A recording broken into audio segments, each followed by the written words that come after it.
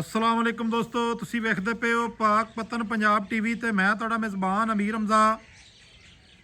जिस तरह के वीर सज्जन जानते हैं कि असीं डेली वीरां नूं प्योर नीली दीयां मੱਝਾਂ विखांदे रहने हैं।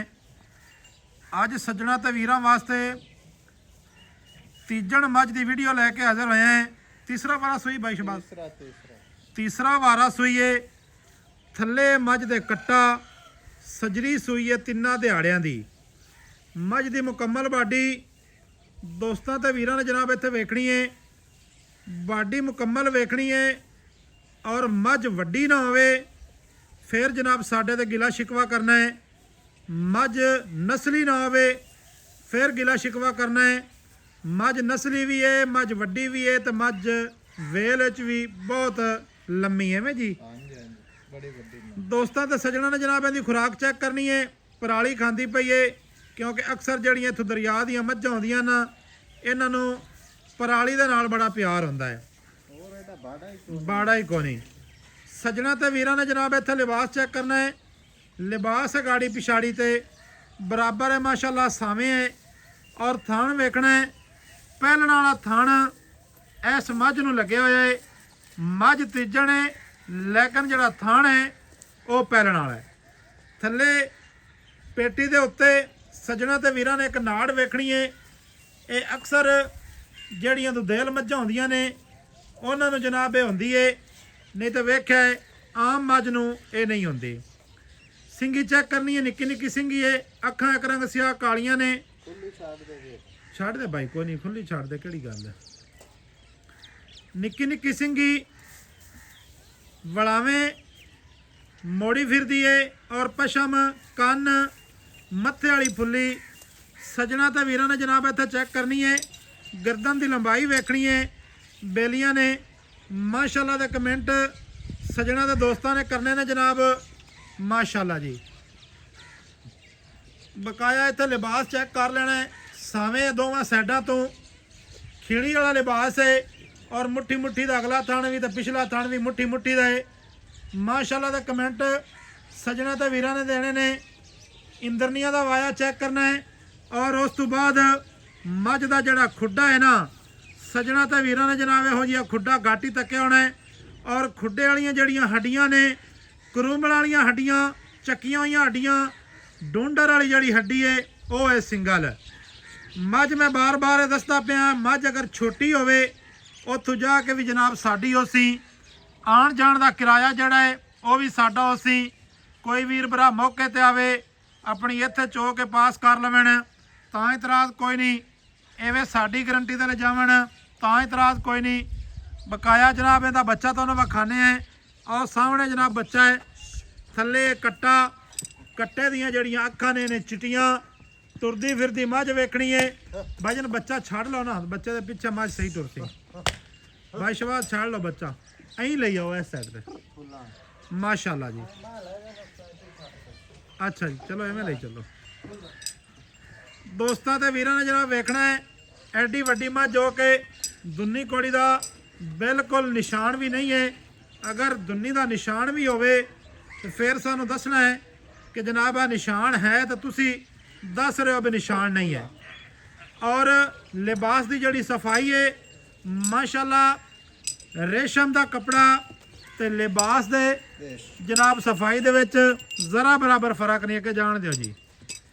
माशाल्लाह सजरी मੱਝ सूई हुई है दुधेल मੱਝ है। जिस भी वीर भरा ने जनाब लई इंशाअल्लाह ताला दुआवां में याद करसी। ये नहीं काम आने लगा कि ये जनाब दुध ना देवे जी जी बिल्कुल माशाल्लाह। चले जी आप बच्चा बखा लीजिए माशाल्लाह माशाल्लाह जी। हाँ जी अक्सर मुड़ा कहाँ कुछ छिक जाते हैं माशाल्लाह। थल्ले कट्टा भी जड़ा है नस्ली है। दोस्तों ते सज्जणा ने जनाब इत्थे नज़दीक होकर चेक करना है।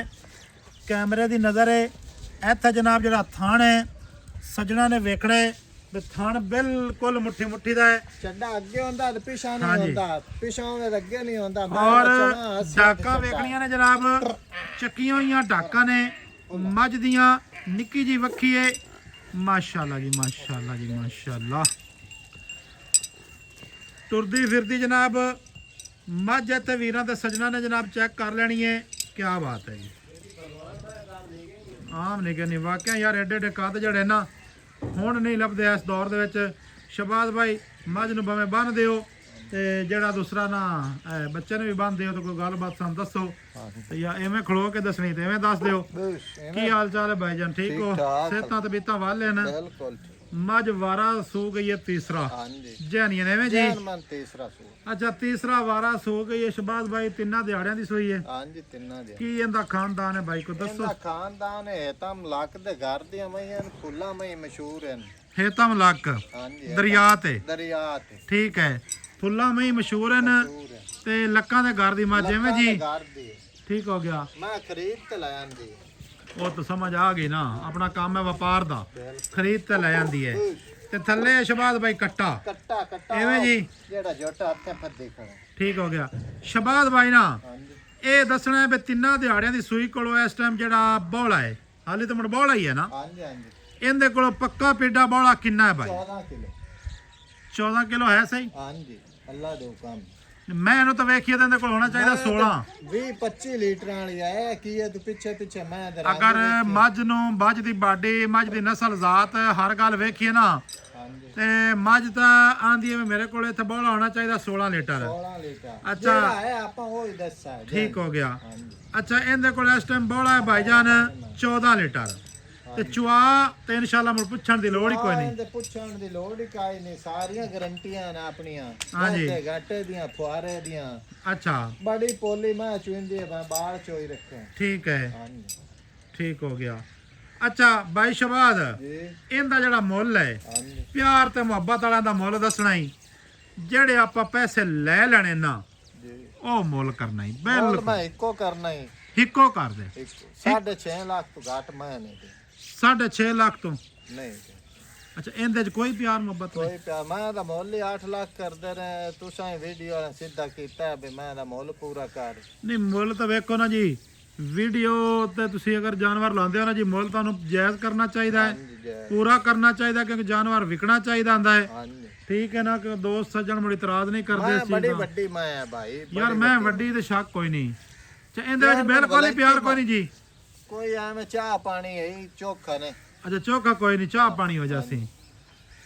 ਦੋਸਤਾਂ ਤੇ ਸੱਜਣਾ ਨੇ ਜਨਾਬ ਮੱਝ ਵੇਖ ਲਈਏ, ਅਸੀਂ ਕੈਮਰੇ ਦੇ ਜ਼ਰੀਏ ਮੱਝ ਵਿਖਾ ਦਿੱਤੀ ਏ।